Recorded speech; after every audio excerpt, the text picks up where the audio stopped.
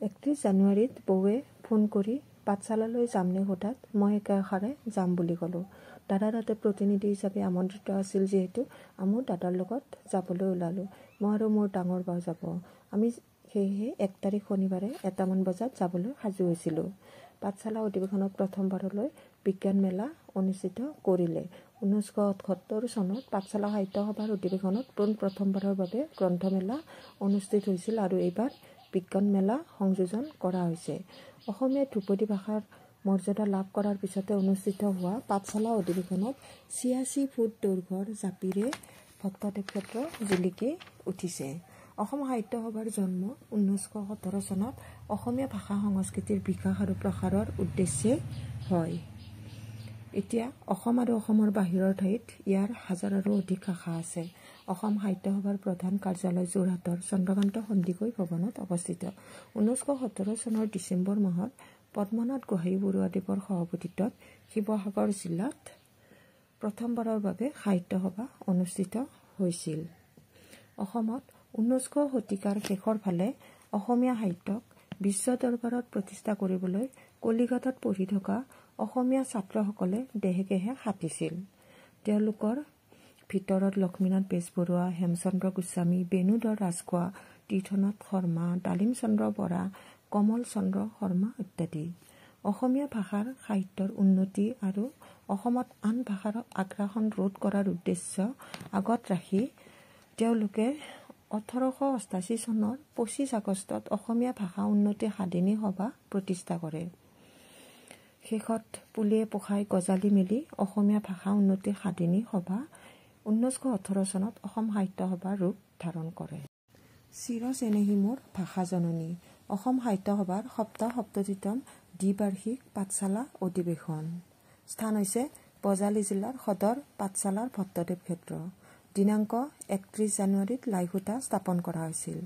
1 ফেব্ৰুৱাৰী অধিৱেশনৰ প্ৰথম দিন শনিবাৰ, 2 ফেব্ৰুৱাৰী অধিৱেশনৰ দ্বিতীয় দিন ৰবিবাৰ, 3 ফেব্ৰুৱাৰী অধিৱেশনৰ তৃতীয় দিন সোমবাৰ, 4 ফেব্ৰুৱাৰী অধিৱেশনৰ চতুৰ্থ দিন মঙলবাৰ আছিল।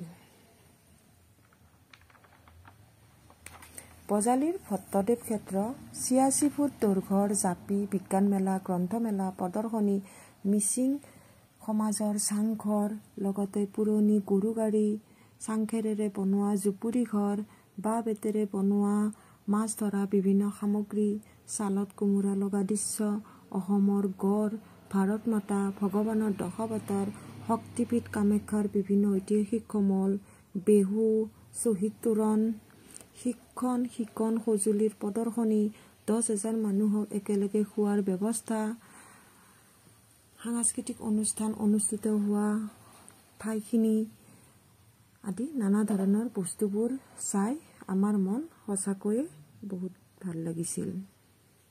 পাঠশালা অধিৱেশনত 86 ফুট দৈৰ্ঘ্যৰ জাপিটোৱে ইণ্ডিয়া বুক অৱ ৰেকৰ্ডছত স্থান লাভ কৰিছে।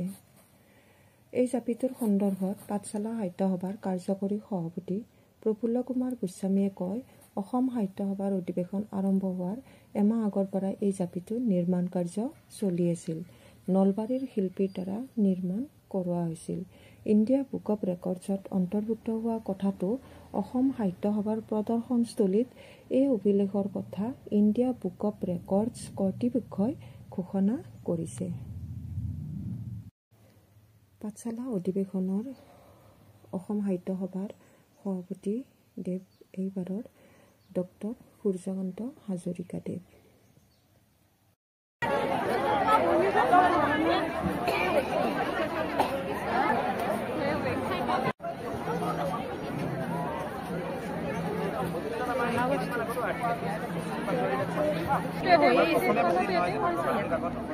আমিও খাইছো আজি ভালে হৈছে। ভাল হৈছে না? ভাল হৈছে, ধুনীয়া হৈছে। ভালে হৈছে এতিয়ালৈকে যিখিনিলৈকে গৈছে আৰু ভাল।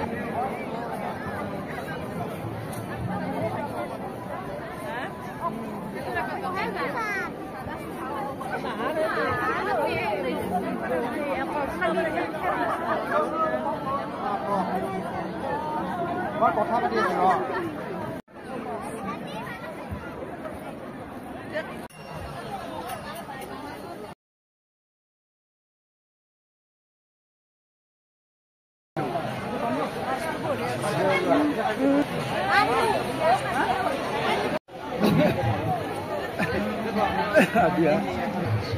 পিতা পৰমেশ্বৰেৰ ওচৰত দীক্ষাপূৰ্বক তপস্যা কৰে তাৰ পৰাই বল ওজৰ আৰু ৰাষ্ট্ৰৰ নিৰ্মাণ যাৰ ওচৰত দেৱতাসকল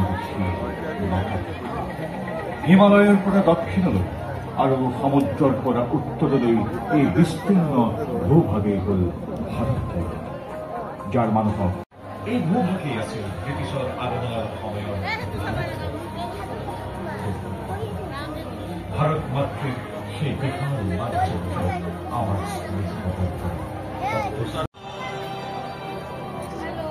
ব্ৰিটিছসকলে পাঠানসকলৰ লগত চুক্তি কৰি আফগানিস্তান নামেৰে এখন পৃথক দেশ নাগৰিক হিচাপে প্ৰতিবন্ধ কৰিব লাগিব। আমাৰ যিখিনি নাগৰিক কৰ্তব্য আছে সেই নাগৰিক কৰ্তব্যবোৰ আমি সুচাৰুৰূপে পালন কৰিবৰ কাৰণে সন্মুখ হ'ব লাগিব। আমি শিক্ষক হিচাপে ছাত্ৰ ছাত্ৰীসকলক সেই শিক্ষা দিব লাগিব। বয়োজ্যেষ্ঠ হিচাপে শিক্ষানুষ্ঠানৰ বাহিৰতো আমি যুৱক যুৱতীসকলক সেই শিক্ষা দিবৰ কাৰণে প্ৰয়াস কৰিব লাগিব। এই মহান ব্ৰতৰে ব্ৰতী হোৱাৰ বাবে আটাইতকৈ নিষ্কাম কৰ্ম কৰাৰ মানসিকতা, ইয়াৰ বাবে আমি প্ৰতিনিয়ত নিজৰ চেতনাৰ ৰূপান্তৰৰ চেষ্টা কৰিব লাগিব। আজি এই মঞ্চৰ পৰা আমি যাতে চেতনাৰ ৰূপান্তৰ ঘটাই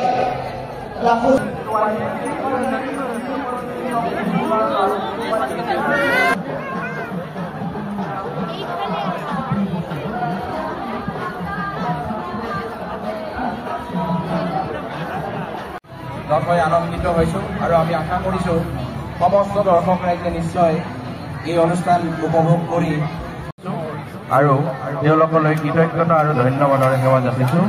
আৰু তাৰ ঠিক পিছতে আমি অনুষ্ঠান পৰিৱেশন কৰিবলৈ আমন্ত্ৰণ জনাইছোঁ মাধৱদেৱ মহিলা বীৰ নাম দল।